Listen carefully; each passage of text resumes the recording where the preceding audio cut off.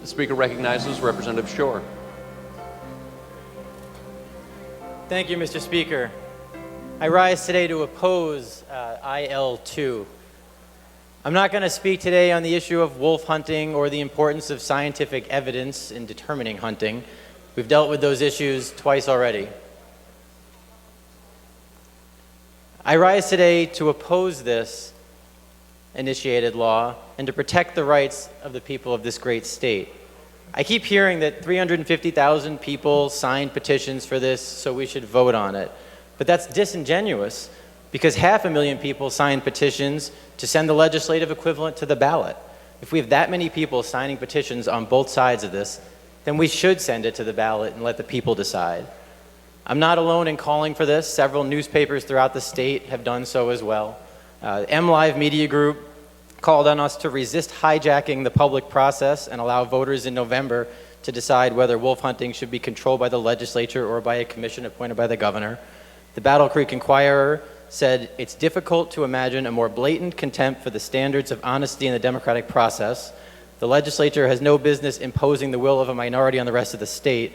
We beseech lawmakers in the House, regardless of their personal view, to put their trust in citizens.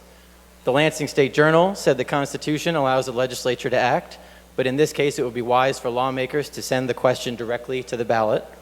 The Traverse City Record-Eagle said that this is bad governance that is eroding citizens' confidence that they have any say in what happens in Lansing, and that it's sad to see lawmakers routinely trample the system just because they can. The Livingston Daily said that since the public called for these questions by collecting a substantial number of signatures on petitions, the voters should decide. The Times Herald said that this is the legislature acting against the people's right to decide important issues and shows a contempt for ballot initiatives that legislators don't like. They said that this action is being done so that the state voters can't have their say in November. Finally, the Petoskey News, who actually titled their editorial, "When Democracy Dies," they said it appears the legislature just doesn't like it when citizens rise up to reject a policy the legislature supports. They said we're silencing those who signed the first two petitions by passing this. So I ask, why not send it to the ballot? What are supporters of this afraid of? The argument that I have heard is that the Humane Society has too much money and will confuse and misinform voters. Really? It's incredible to me that we're afraid of the power of the Humane Society, but don't care about millions spent by oil industrialists to confuse and misinform voters. I hope we'll say to the residents of Michigan that we'll give them a chance to vote on this like they've asked, whether for or against it.